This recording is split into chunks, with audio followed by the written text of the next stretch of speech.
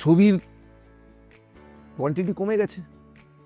এখন ছবির ওপর ওয়েট করে যদি বসে থাকি, খুব কথাটা শুনতে খারাপ লাগবে, কিন্তু কথাটা সত্যি যে প্রত্যেকেরই তো সংসার আছে, রুজি রোজগার আছে।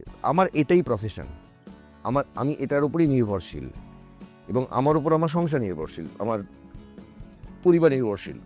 তো আমাকে এটা থেকেই রোজগার করে, আমি অভিনয় করি, আমার রোজগার। তো আমার যখন অভিনয়ের জায়গাটা সিনেমার জায়গায় কমে গেছে, তখন আমাকে ঢুকতে হলো কি সিরিয়ালে। এবার সিরিয়ালে ঢুকতে গিয়ে কি হচ্ছে, সিরিয়াল করতে গিয়ে আগে হতো কি লিড ক্যারেক্টার করতাম, প্রায় ভালো রেট থাকতো।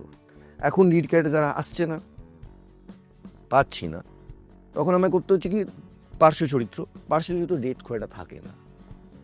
এবার একটা সময় গিয়ে দেখা যাচ্ছে কি পার্শ্ব চরিত্র ডেট নেই, কিছুদিন পর ওই চরিত্রটাই নেই, ট্র্যাকটা অন্য হয়ে গেছে, ঘুরে গেছে। তো আমি বসে গেলাম 7 মাস, 8 মাস, 10 মাসও বসেছি আমি।